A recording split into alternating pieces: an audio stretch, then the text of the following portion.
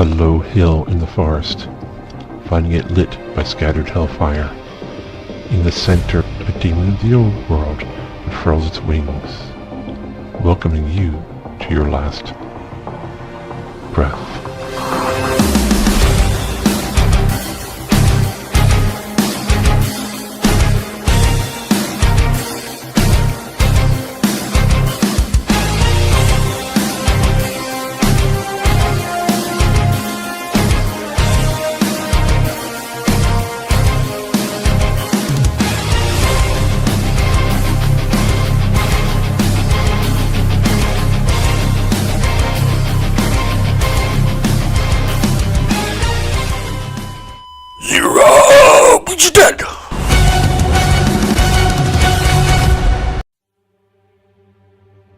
Here we are again. Another year of Multiverse has passed. Each year, each convention, each episode brings Zero Means You're Dead closer to the lofty goals we have set. We appreciate our viewers hanging in there and hope this nascent content is entertaining as we slowly build up what ZYMD can be. This year, we had a whole panel, a whole hour of speaking RPG with our panelists. It is a privilege to be able to do so. But more importantly, these discussions by a spectrum of players and play experience are just the tip of the iceberg for what play and Go Indie Now can be. In a few months, we will be talking about our top 5 indie RPGs of the year. Some of them might be mentioned in the hour of conversation you are about to hear. Do you have a favorite indie RPG you would like to share with Go Indie Now? Please reach out on social media and let us know. And in the meantime, go to your local conventions, play games, introduce new games to new people. I think that the best thing that any of us can do is be a good ambassador for role-playing games. And that's what we're trying to do here, and we encourage you to do the same.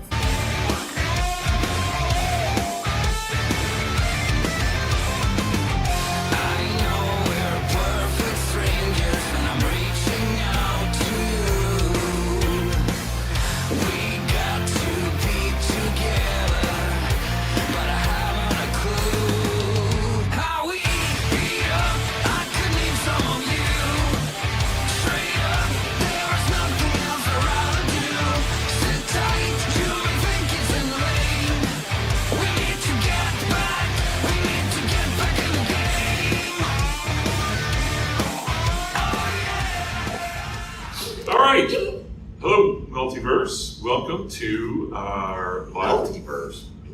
Yeah. Multiverse. We are in Georgia. Right, Multiverse. Welcome to Multiverse. We are live for our Zero Means You're Dead, our Go Indie Now show that usually is me sitting in my kitchen, but now is me sitting with a bunch of my friends and yours. So go ahead and start now this time. Just go ahead and introduce yourself. Oh, I'm SM Hillman, your host. If you don't know that, thank you. Just a little bit, I do Zero Means You're Dead, I do Hit the Dice. Other Go Indie shows you'll see me on are This Week in Indies, and occasionally as a host and panelist. So, if you introduce yourself and let everybody know where they can find you, talk about your first, just quickly tell us what your first game was and what you currently play. Okay, hi, I'm Judy Buck. I'm an Eddie-nominated game designer and writer and fantasy author. I'm huge into gaming in general. I wrote my master's thesis about video games and the importance of play for adults. I had the pleasure of beginning my tabletop game journey with the 4th edition until like 7 years later because I only played with women, so I did not think that men played Dungeons and Dragons at all. Because if anybody came, it was somebody's boyfriend and they weren't really paying attention. So that was a weird awakening. And I currently play 5th edition, some Savage World, and Wild Sea right now, which is weirdly wild and cool. And that's it. Jim Nettles, I write a whole bunch of crap. One of the founders over at Continual Convention doing a bunch of online stuff. I show up over on Go Indie quite frequently, causing mischief and mayhem. Do a bunch of other stuff as well. See, now I've already gotten Joe. I've gotten Joe to shake his head. Now if I just get you to bang your head on the mic, my weekend will be complete. I'm Eric. Oh, you did good. Yeah, I think I was supposed to say. So I actually started with D&D when I was a wee lad, and now I just play whenever my friends will let me come in. So we're just talking about D&D, or we're talking about any role? no, we're trying to focus on indie games, but you might have played D&D first. That's okay. So I'm Eric Holden. I am the co-host for the Goblin's Corner, which is a tabletop role-playing podcast to teach people how to be better DMs, better players, and better world builders. I'm also an Atlanta comedian and improviser. I do a Star Trek improv show called Captain's Log. And let's see, the first game I ever played was actually Marvel Superheroes back a long time ago. I got into D&D and Shadowrun, GURPS, Rifts, White Wolf, and various other games. Play tested a lot of those as well. Currently running a 5th edition homebrew world called Rel, where my characters spent the last hour last night trying to defeat a basilisk by doing anything but actually using a mirror. Sounds about right. I am Sarah Glassman. I am an artist, and my gaming experience is that I run Dungeons and Dragons for children, starting at the age of 6 and going up to about 14 at the school that I work at. My first experience with gaming was D&D back when I was 12 in the early 90s, and then immediately into White Wolf. These days I am doing some D&D. I'm also doing Kindle Obscura and a lot of the single page RPGs like the Potato game and things like that to keep the children occupied. I'm Bob Magoo. I'm primarily an author. I write a series of books about a redneck wizard with a crippling meth addiction. My role-playing experience started with me buying books back in high school, but no one in the backwoods where I was from knew how you would even begin to play one of these games. Or read a book. Yeah, or read a book. So it wasn't until I got to college and I started playing basically the month that 3rd edition transitioned to 3.5. The most recent thing I've run was probably some board. Or maybe Troika. I can't remember what I ran last. Love So, Troika. but one of those. So Awesome. Excellent. So we'll actually start down there then. Tell us about some of your favorite indie games that you played, and is there anything new this year that you tapped into? I've really gotten into board. Just the whole everything about it. I'm a long-term metalhead, and when someone's like, "Oh man, they made a black metal album into an RPG and literally released an adventure on vinyl," I was like, I've got to check this out. So, I've Pirate Borg. The Kickstarter that just came in, I got Blood Borg, which is you play as punk vampires in like a dystopian hellscape, and it came with a branded like barf bag. And it came with some patches for your vest, and it came with a pin that looks like a syringe full of blood. It was so good, and it was as pretty much any Borg adjacent product. It was just gorgeous. So yeah, that's kind of what's got me really hyped in this moment. And it's interesting too. I think there's this idea that indie games are very cheaply made. Black and white, they're reusing art, but stuff like the Borg, or if you're in Sweden, it's Borg. They're the publisher, and Freely goes all out to with their stuff. Yeah, absolutely. I have really been enjoying Mothership, which yeah. I like doing a gentler version with the older kids. And then I also got really into Trudvang. Oh, really? Okay, Yeah. Tell us about that. So it's very Norse inspired. It's low magic. I almost always play casters. And so not only do you not have very many spell slots, but every time you cast a spell, you have to roll a failure die.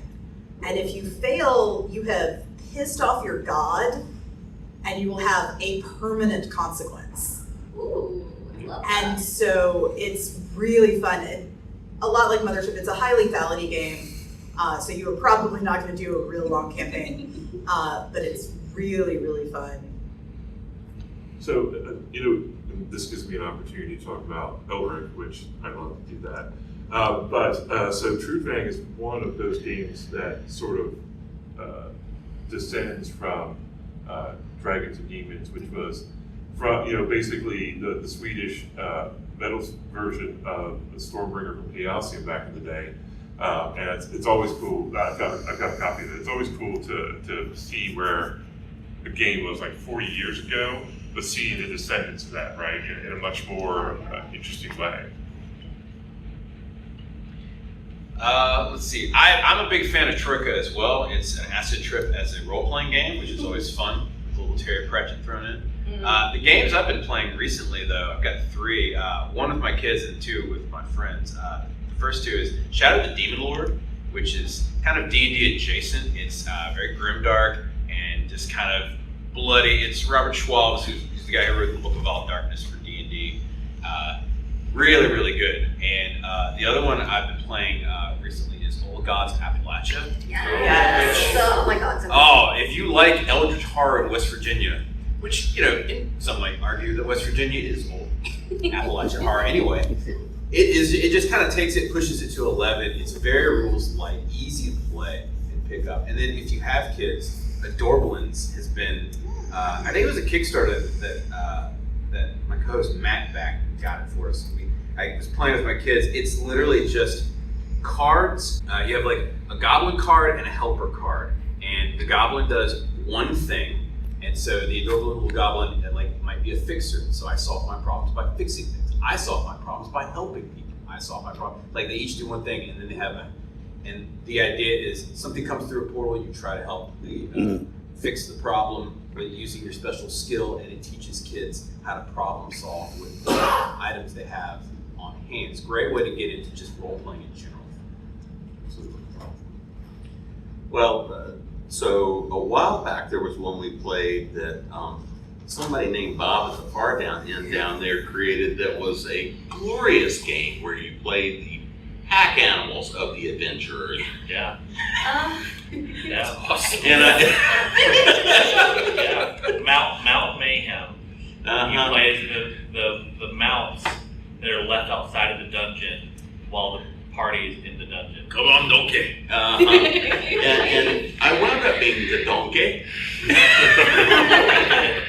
There's Illuminati Conspiracy, which is a game where you play, basically you play a lot of conspiracy stuff. Can you create a conspiracy sort of stuff, and then you got to go play it out, and you've got your own thing you're trying to concoct against your other players while they're all concocting their own.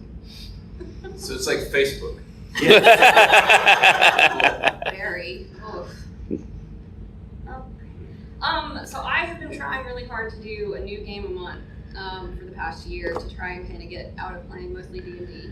But I'm only going to talk about the ones that I've really liked, and then a couple of D&D ones that I did also like. So one thing that my group really liked is called Glitter Hearts, and it's where you get to play as a magical schoolgirl. And it is the best thing ever because you can pick what your transformation looks like. You can also make it Voltron-esque, and so my group has made a Voltron-esque group that formed to a mecha schoolgirl. Very project. When they combine forces, and I'll form the head. It is delightful. It's really heavily built on relationships. So depending on what your relationship is with another player, depends on how the dice pools go. Which has been just a really fun mechanic for my group, which tend to be kind of really roleplay heavy. Also, we're all millennials who grew up with Sailor Moon, so that's been super fun and delightful. Triangle Agency has been super fun. It's kind of like paranormal investigator-y X-Files-esque, and you have to have a work-life balance, and it's it's really fun. Death of the Author is a solo game that I have started playing. It is tarot card based, and you are an author trying to break free of the narrative the writer has given you, which has been really fun and also made me feel a little bit bad sometimes when I'm writing stuff. I'm sorry, buddy, but the hanged man is coming. I'm sorry. And solo games I think are super fun because you can't always scheduling is the true enemy of anybody trying to play a tabletop game because you get 5 adults trying to coordinate a schedule, whoa. And then because Eberron is my favorite setting, I always have to mention anything new. So Frontiers of Eberron came out recently. which is just an expansion on kind of the more monstrous areas of the world of Eberron in 5th edition. And those are the ones that I've played enough to feel like I can talk about a bit. So I did want to touch on that a little bit. The idea that I remember because I'm old, when 3rd edition came out for Dungeons and Dragons, and then the OGL, right, really opened up the ability for people to make not just modules but games, right? And there was a lot, right? And some of it was terrible, and some of it was really inspiring. How do you feel that 5e has helped or hindered, just the system itself, has helped or hindered the indie games? Is that, because there are people who are making their own adjacent stuff. It was the 4E gaming license and the kind of stranglehold it put on the game. I think 5 is an improvement, though obviously they messed up quite a bit with their original intention, which I was #blessed to have been retweeted by DM's Guild about 3 minutes before that news came out. So I got hammered on Twitter for a decision WotC made, which was super fun. And it's one of the reasons that I'm learning other systems now. I don't know, it's still definitely a, parasitic is not quite the right word, but it's not the bestest relationship, because if you publish through DM's Guild, your stuff is still basically WotC can take and do what they want with it. But if you are publishing 5th edition stuff on drive-thru or other locations, you have a significantly smaller audience and smaller sales. And it's very difficult to build an audience that doesn't follow Amazon algorithm rules, that doesn't follow those same sorts of rules. So it's a lot harder for indies to do that. However, there are like Cold Press, Hit Point Press, there are a ton of presses who are doing absolutely inspired stuff with 5e. So I mean, I'm glad they changed and went with Creative Commons. I still have pretty complicated feelings about the whole thing. I think they help people get into game design because 5e tends to be an entry point. So, looking at the notion of how you control IP, right? I mean, that's fundamentally the thing that's been heavily tested is what can you do and what can you control in IP? And then the next part is what marketplaces are you trying to sell through?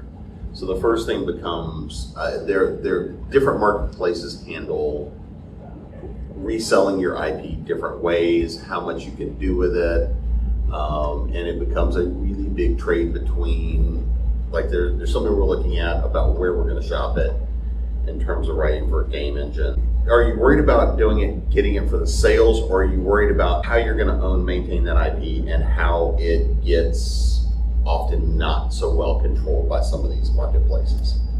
And things get pulled and adapted, and then being ready to go fight about what's yours, what's not yours. And I think that's one of the big challenges we've got, period, in the indie marketplaces is it really gets hard at times as to where you're stepping across IP, because there's a lot of things that, because you're using a common rules engine, the things that you can and can't protect get really limited. And because so much stuff is being created now, it's really hard for people not to be stepping on top of each other, especially if you're working in common kinds of worlds. But beyond that, again, without going down the line of specific services and delivery houses, it really does get to read your ULIP agreements, read and understand what your rights are, and once you have listed on that service and understand what you've got to do and protect it, because some of them do not do a good job of helping you defend managing the IP.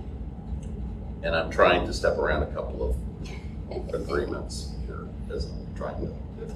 So just a quick follow-up on that, if you have an opinion on it. So would it be better for you to, if you're using the system, to create like a setting that you can control, and so that like later, like years from now, if they decide to resend stuff, you can just use another system for your material, or just being generic about it? It's going to be really difficult for them to really rescind it. Right. because what you can protect in terms of mechanics is already somewhat limited. There's enough test cases, but again, that becomes a matter of, are you going to go fight with somebody who says, well, you can license it this way, we want her done. Yeah, because generally speaking, like game mechanics specifically cannot be copyrighted. Right. That's why there's like all these Wordle and Scrabble and things. It's much more complicated than that, but an overview. Yeah, nobody invented a 20-sided dice. Yeah, Right. yeah, you roll the 20-sided dice for a success or a failure, and like that's not a copyrightable thing. What you call it and what you say, that gets closer to being a copyrightable thing, but it's much more complicated, but yeah. So if you ask me, I would worry about the system as far as saying, what are you going to play with? Because again, if what you're mainly building is storytelling in the world, then mechanics can usually be adapted pretty quickly. And everybody's got their own favorite subsets of rules and their own ways to adapt them. So unless, it really depends on how structured are you building that world and that world system. Are you designing the game more around the storytelling and around what people are doing and basically open that up to, I don't care what rules engine you use? Or are you going and saying you need to use this rules engine because otherwise you're going to wind up off in the storytelling? And if you've written it, the way I like to write them, it's much more about go for the story, the storytelling and the mechanics can be much more agnostic. I agree. No, I think I agree with what you both said. I think also, one of the things that people don't think about often because of a lot of the mess ups that WotC's done over the last couple of years, and Hasbro in particular, since they own WotC. One of the good things that they have done is they've tried to do different things with the licenses, with the franchises since buying it from TSR. And the biggest thing I think that come out of even 4th edition or 5th edition is getting people to play this game, to play role-playing games in general, and to expose them to the mimetic virus that we all now are obsessed with. Because opening it up, regardless of the licensing, yes, that sometimes can be problematic, but it also allows an amount of creativity that we're all able to do now. Because 10 years ago, 20 years ago, if you had said, hey, I'm just going to write a bunch of game books for D&D, or I'm going to come up with a D&D adjacent thing, or even Powered by the Apocalypse, or Kids on Bikes, or any of the other systems that have just sprung up like weeds lately, people would think you're mad. They're like, what is all this stuff? No one's going to buy this stuff. No one's going to read this stuff. And yet now, look at what's happened just in the last 10 years with like Critical Role exploding, what's the other one? The Dropout. Dimension 20. Dimension 20, thank you. I don't know why I was having a mind blank there. And then, the D&D movie. So it's exposed everybody to a lot of other games. And as a result, even if you're not making something that's DM's Guild or even on drive-through, adjacent games now, a lot of independent stuff. Like I said, I was playing Old Gods of Appalachia. It has nothing to do with D&D. And yet, it now has more exposure because of D&D. So even taking all of the bad with it, I think a lot more good has come of it too. Yeah, for sure. I am definitely going to agree with that. I'm coming at it purely from a user and a DM perspective. It is a lot easier for me to convince my players, who again are children, to try this other thing. Because no, it's D&D, but you're all animals. Or it's D&D, but this. Because they know I want to play D&D. That's what I saw in the movie. I want to do that. So 5e has allowed me to introduce them to a lot more ideas outside of just the basic D&D settings and D&D character types and things like that. So it's been great for me. Yeah, I agree. On the whole, 5e has been good for role playing.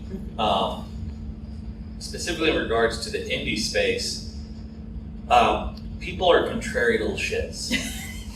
And if there is a dominant monoculture, a sizable fraction of people are going to push back against that. I have a theory that part of the reason why Nashville has such a really good metal scene is because so many people hate country. Yeah. And so it's kind of the same thing. D&D 5th edition has brought more players into role-playing, I would say, than probably any other edition. It's just been so easy bringing people in. And a lot of people are very happy in 5th edition. And then a lot of us are just over it. I still have many fond memories of D&D, but I don't play it anymore. My opinion has always been, not always been, but recently D&D is the Swiss Army knife of games. It's pretty good at most everything, but it's not exceptional at any one thing. And so the indie space has kind of really blossomed, I think, in a reaction to how dominant D&D is. And that's why you are seeing Boards in the Dark, carved from brindlewood, all these new things, Morkborg, Troika, all these systems that are standing up. And more importantly, they're not, like Morkborg was not a game. It is a culture, Troika has so many supplements. And so these are not just flash in the pans. They're games that have captured the imagination of a sizable number of people. They've made it so accessible. It's really like, yes, please make content for Morkborg. We would love that. Throw our logo on there. Let's go. Let's make some money. Right. So I think that's where I come down on it. We interrupt this intellectually stimulating conversation for this ridiculous nonsense that also happened while we were in Multiverse. I warn you that it might tingle.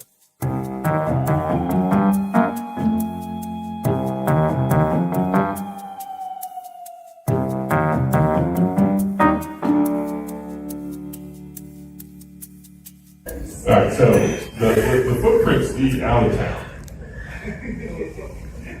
I mean, I feel like for Spudley's, Can we tell her we would follow these because, like, Spudley's clearly very into these. Can we tell where they came from? Do you want to, like, put your... They came from inside the salon. Oh, I want to walk back into the salon and take a look at the pot because I'm feeling a bit peckish and maybe potatoes. Yeah, exactly. Rusty or something. Sure, you find, yeah. Yeah, you used to scoop this. Skewer. Yeah, to Give me, scoop this tater. give me a hairbrush, scoop the tater roll. Hold on to this hair-raising result. get it out. Yeah. No hands. I rolled a 2. So you get the potato out, but you also get all the water out at the same time. Oh, no. And the pot just sort of falls over and there's a splash. The cat is not impressed by you. And your fur is all messed And that up. stays. That hurts my soul. But you do have the potato.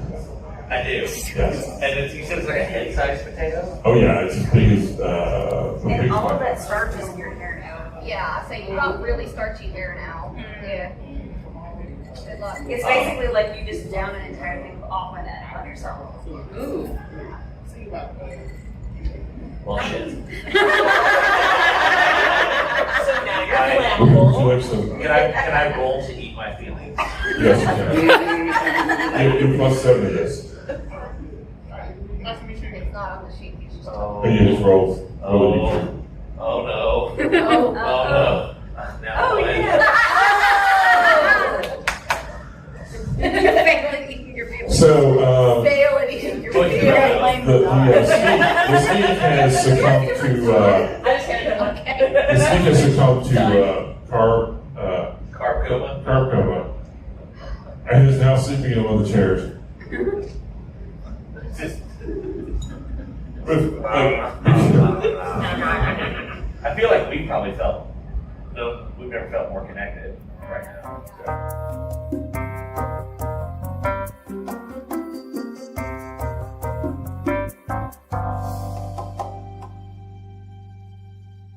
Well, you come from a state where sometimes new ideas Are are. you saying, are you trying to imply that the state of Alabama is somewhat less than progressive? Alabama. We'll talk. It's I'll just say that it's got it's in a stage of progression, but It's a stage. because you mentioned didn't play high school, but did Yeah, college. I'll say, state of Alabama, I can't say much change because again, my hell is playing with strangers. So I only play with my friend group. The biggest change I've seen that hasn't already that's a much bigger shift, but the negative trend that I have seen is that Critical Role in these games are setting unfair expectations on DMs.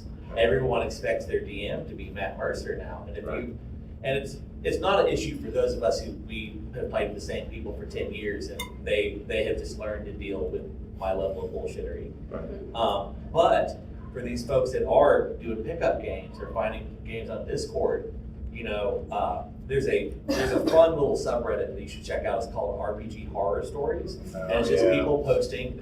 And there's been a huge uptick over the past few years of people's like, my group was so toxic because essentially I wasn't Matt Mercer, and so that's the biggest trend I have seen, the biggest negative trend I have seen in the RPG space. Yeah, I've seen people talk about the Matt Mercer effect or the Brennan Lee Mulligan effect, and that brand new players whose only experience has been through those, that's what they go into the game expecting, and that is a theater group. That is a professional performing group performing. That is not a group of friends playing D&D, no matter how much that is their marketing spiel. That is not what they are. Yeah, we get a lot of questions on our site about, how can I play more like Matt Mercer? Well, you can take an acting class for one. Yeah. I've often recommended if you're a DM to do like an improv course or something. I taught improv for 10 years. I honestly think it's great, even if you play with the same group of friends. But there is an unfair expectation that, guys, this is a game, and it shouldn't just be. And this is something that I think a lot of players don't understand, particularly if they're new. It's not just about the DM. It's called collaborative storytelling for a reason.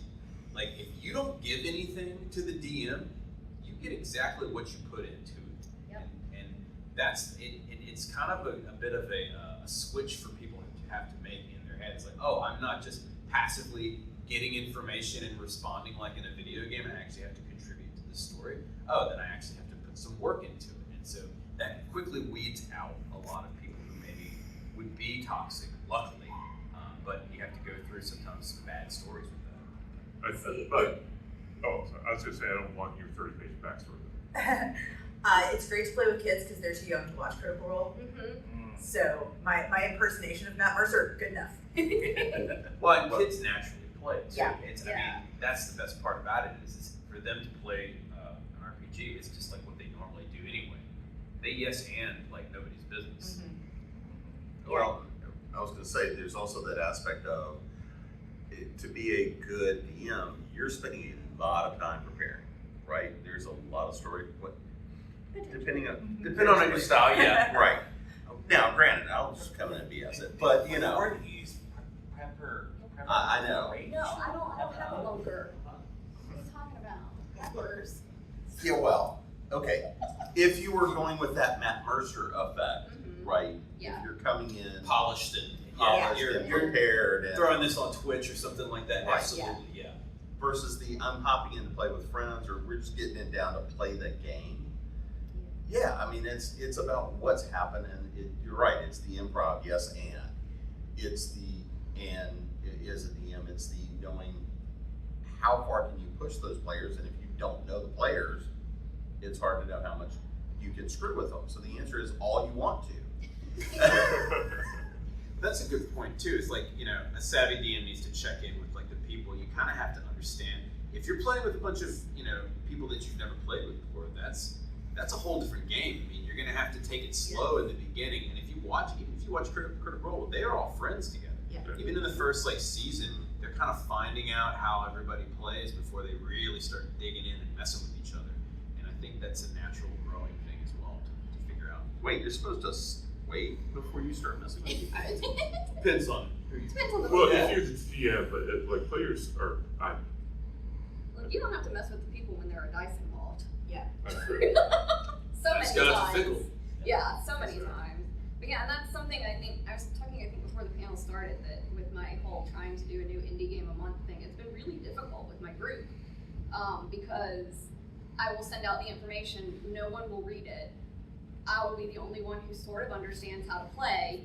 And so what should be a 2-hour session becomes a 4-hour session because we have to go over every single thing every time, which is just the challenge of adulthood is, you know, which is why a whole lot of people don't do play stuff anymore and don't go out and just have fun and be silly and do, you know, funny little kobold voices with their friends and whatever. And that is something that I have had to be very upfront with my group about. And so we have now started a rotating who is the GM. For most purposes, it's about can you build the storytelling, the modules, and the things, and then adapt the rules. Because for the most part, when you get to the math is the math. Yeah. And it's even opened up like adjacent stuff like Warhammer.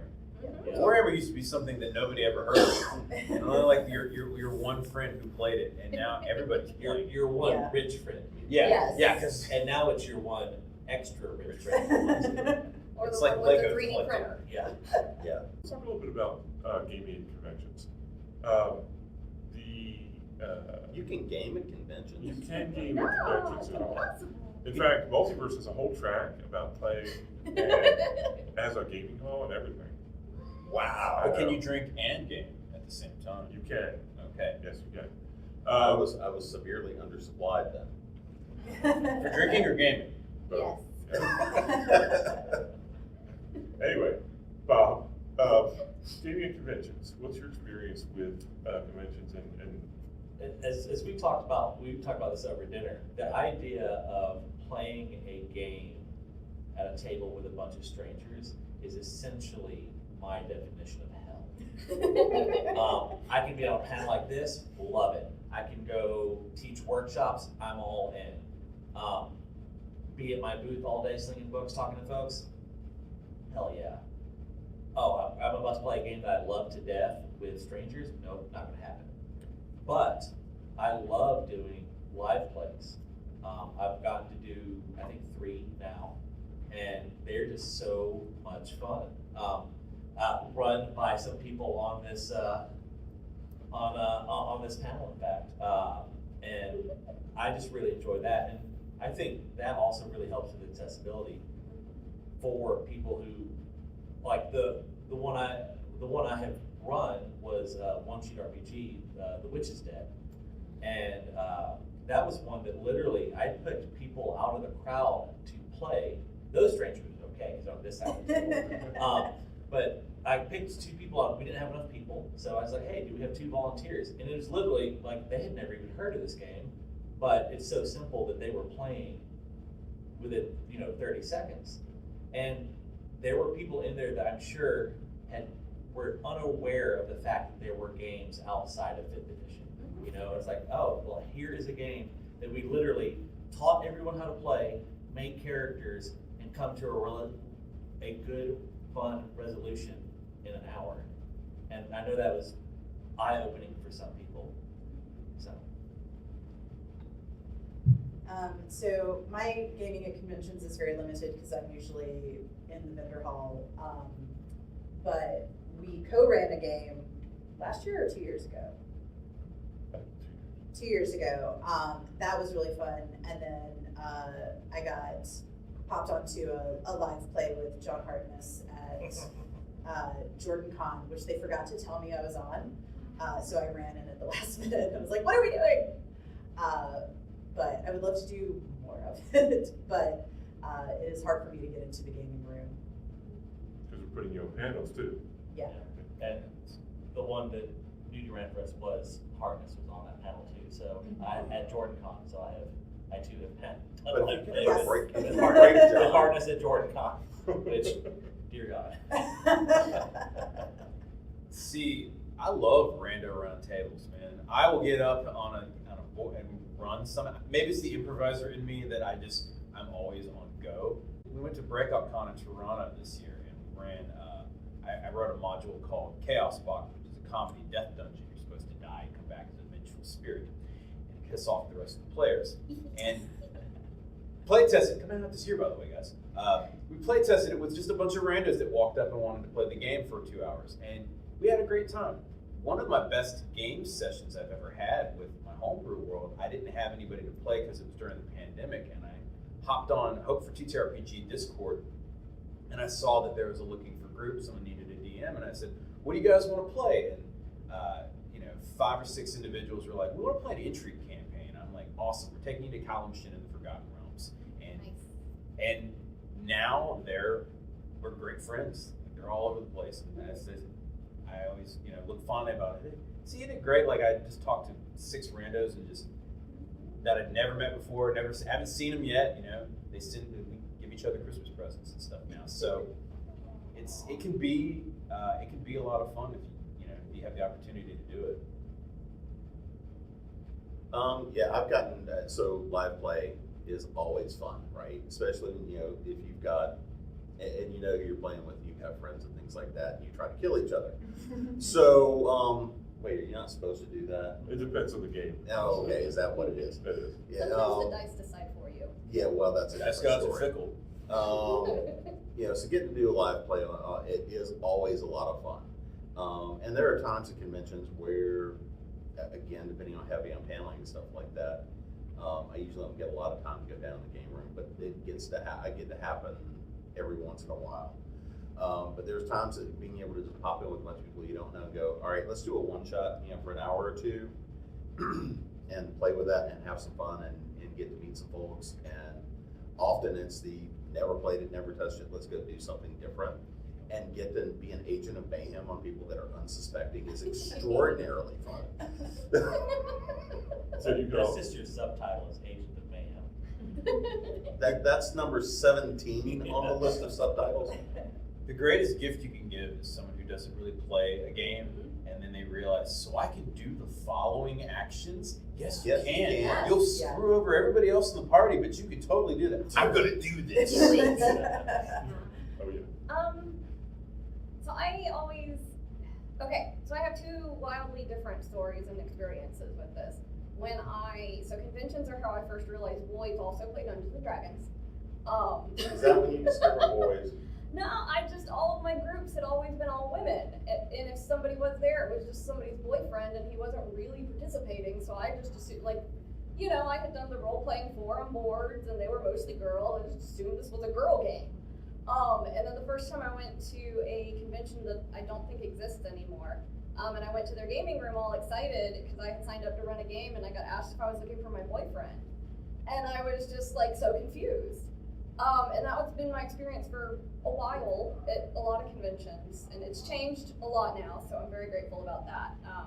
I still am a little hesitant on running games in in the game rooms, just because sometimes I think I think maybe it's just because I'm a younger-ish woman that sometimes you kind of just run into some problems with that with certain types of players. But now I actually, at most conventions I go to, I end up either running a live play or playing in one, which I'm playing in the Chuck Tingle one today, which I'm super excited about. I have a unicorn onesie. That I've got. I got little stickers to put on my face. I'm all in. And I love it. I love doing games. I love running games. I love playing in games. Live plays are so much fun. I've run, I think, a game for many of the people on this panel. The thing that always gets me with live plays, though, is that it is really hard to run a game in 90 minutes. And some conventions only give you an hour. Yeah. And so if you're trying to run a game in an hour, and it's a D&D based game, and there's combat, oh my god. Especially because a lot of times people on the panels may or may not know how to play D&D. So I was on a live play at DragonCon, and I think 3 of the 6 people on there had not played D&D in a really long time or ever. And so it got, you kind of have to really fudge the rules real far to make sure that it's still going, because I think actual plays and live plays have you have to remember they are still a theater performance more than they are a game. That's when you need an audience lifeline. Yes. As a player. Yeah, where you can just be like, what attack am I doing? Audience poll. Which audience? It's Eldritch Blast. You're a audience, warlock. Yeah, audience interaction can be really fun because we did a charity. Yes. Charity. Can you do the voice? Can we do the possum voice? I don't know. Je ne sais quoi. I did. I've got a couple of them. But yeah, it was a charity one, and so people could bid to add zombies to the game, and they all ended up being zombie possums. And so somebody was just like, hey, I've got, I don't even remember, it was an obscene amount, and it was $1 a possum. And so suddenly it was like, and 200 possums spawned from the ground. Seeing skeletal possums attacking. Yeah, so then they formed into a mecha possum, because that was easier to handle than 100 individual stack mobs. Possum. And then the mega possum, which That was so fun. So we have a few minutes left. Do we have any questions from the crowd for any of our folks? I've got one. I don't have a gaming group. I just have family. And I've tried to coax them away from playing, because back in the day, as a kid, I played like Vampire the Masquerade. I don't have time to teach people complex rules or anything like that. Is there a super simple tabletop game that I can drop within a family setting and have, 6 or 8 of us play up and running relatively easy? Do you guys have anything you'd recommend? Kids on bikes. Yeah.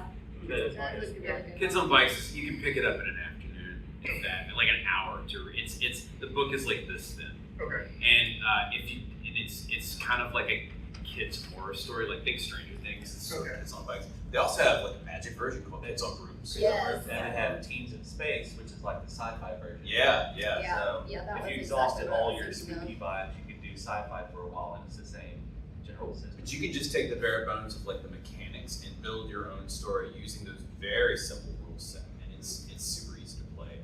Anybody can pick it up. Yeah, that was the same one I was going to suggest. It's a great one. If depending on the age, Troika is actually a pretty good one, but it is zany, gonzo science fantasy. But like literally, you just roll 2d6, and that's what it rolls. That's your character. You don't pick a character. You roll one of these random characters, and then making a character is just a few minutes, and then it's off to the races of science fantasy weirdness. It's like the Principia Discordia birthed the game.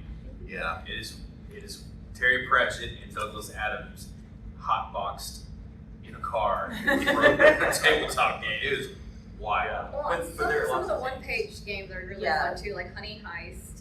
Trash Pandas. Trash Pandas is delightful, where you're Which- playing raccoons trying to drive a car. So each raccoon is doing a different. I don't know if Sexy Wizard Battles would be kid appropriate, but it is also fun. You have 3 stats. I say nieces and nephews, they're Okay. all like in their 20s now. Okay. Yeah. But yeah, The Wizard's yeah. Dead is cute. Yeah. I love it. Yeah. Well, Yeah. a man named Grant Howitt. I think it's 2 T's at the I end. think so. Yeah. If you're doing one-sheet RPGs and you're He's not got going to get time. mine, I guess you could go to the guy who's actually good at it. And Grant Howitt, he has like a Patreon where he does one like every month. Month or so. But Yeah. then after they've been on Patreon for a while, they just release it to the wild for free. And they're all one-sheet RPGs, everything you can play but a couple dice, and they're all just fun. And do that for a little while, just get people hooked on role-playing, Yeah. and then ease them into, okay, we've done this. Y'all want something that runs for a few Yeah, months? you Let's wanna- try Kids on Yeah, Bikes. you want to be, Spicer the possum for a longer period of time. Let's Good. go. But yeah, like those one-pagers can be a good entry point. Another good one is Monster Heart too. It may not be your style thing, but Monster Heart's a lot of fun. Is Glitter Hearts like a hack of Monster Hearts? Sorta, yeah. Less teen Yeah. romance and Yes. more Yeah. magical schoolgirl. Yes. Yeah. I would play Yeah. Glitter Hearts. Yeah, Monster Glitter Hearts Hearts is itself. delightful.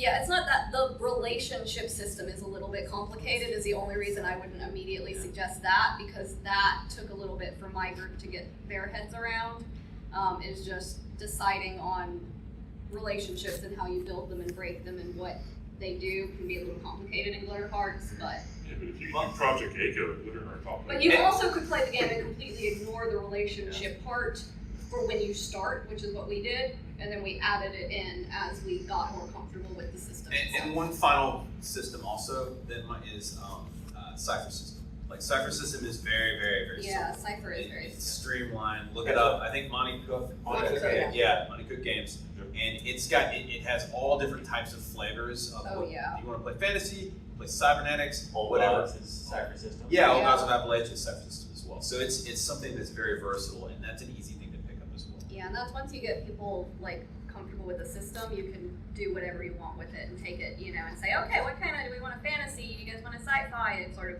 build the story together. Then you get them into riffs. Stop. You want to play vampires? Vampires and Rifts? You can do that. No. I guess technically, given Vita is an indie creator. So yeah, Rifts is an indie game sort of. It's so old now. It should be. I need a spray bottle like I do with my cat. Stop.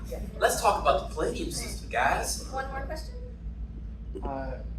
What direction do y'all see the hobby going? I have thoughts.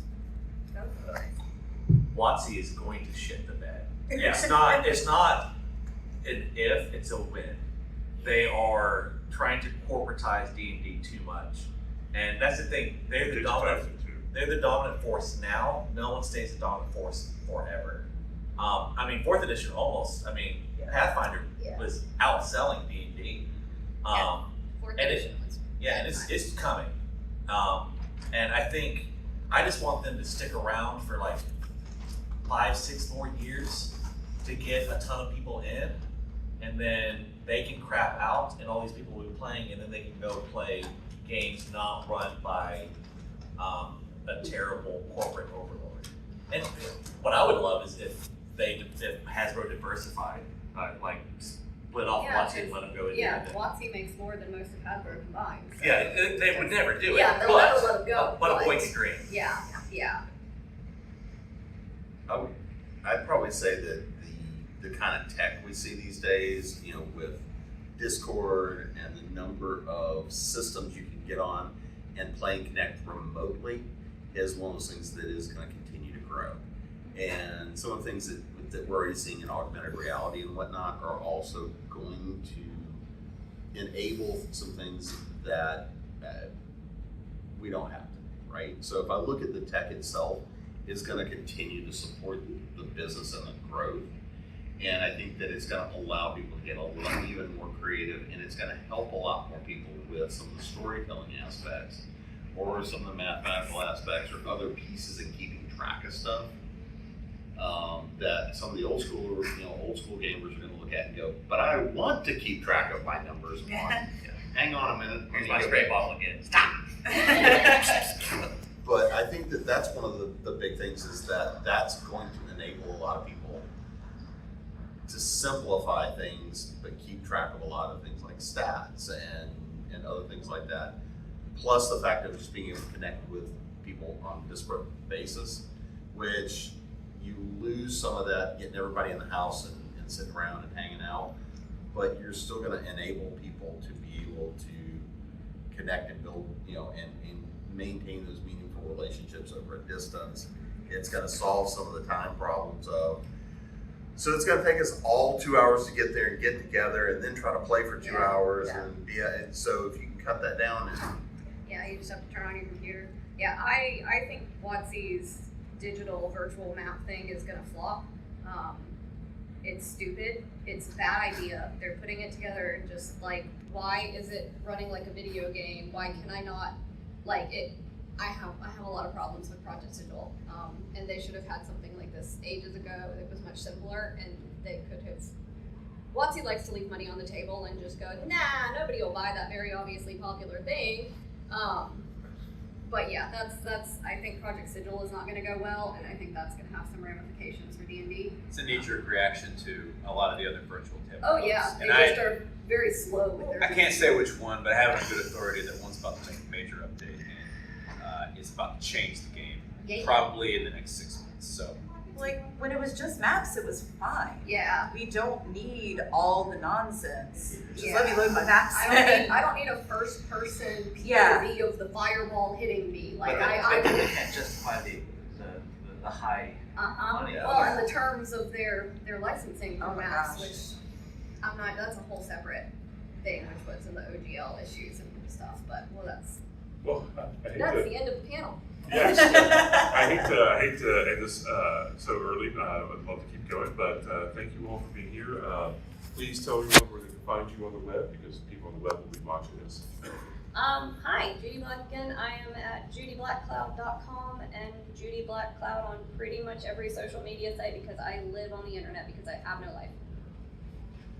You can find me at jamespnevels.com. That'll take you to the Continual Convention. That'll take you to the podcast Creating Pros.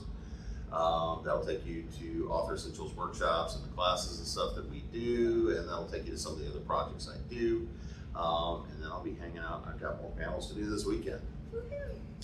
Eric Holden once again. We're on all the socials as Goblin's Corner. You can find us on YouTube on The Goblin's Corner, iTunes, Spotify, and all of the other players, as well as goblinscorner.com. So I'm Sarah Glassman. You can find me online mostly under the screen name Medusa's Mirror, except on Instagram where I am Medusa's Jewelry. Medusa's Mirror over there is a beautiful cosplayer. Go follow her too. Tell us about Bob. Everywhere you want to look.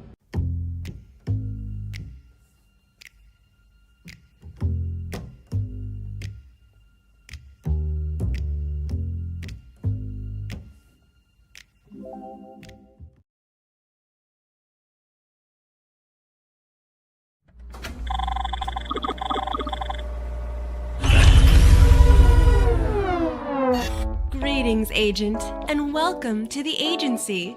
This video will introduce you to our brand new workplace efficiency initiative, Triangle Agency, the tabletop role-playing game. Triangle Agency is a game of paranormal investigation in modern life, where you'll be capturing anomalies, pursuing your dreams, and becoming a monster. That's weird. Okay, come on.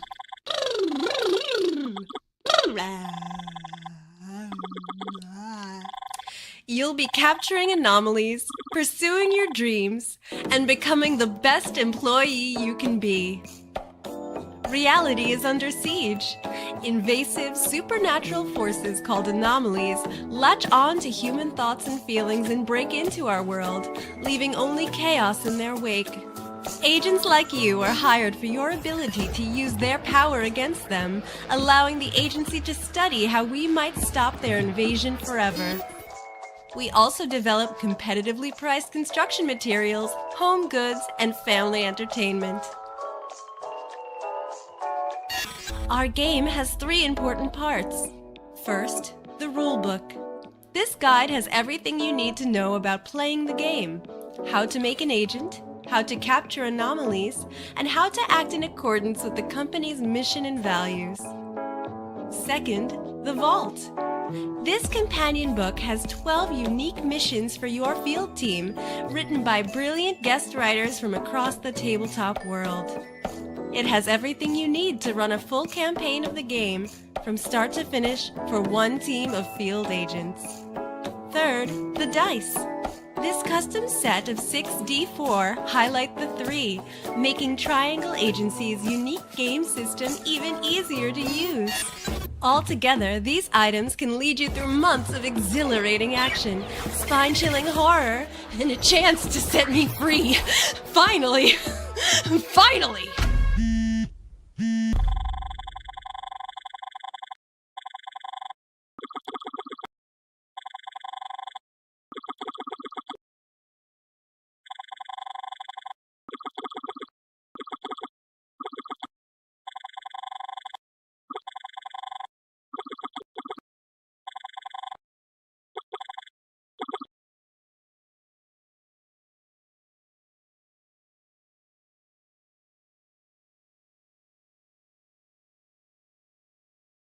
All right, everybody. Thanks so much for being here. Thanks so much for watching. And Jim, you want to take us out?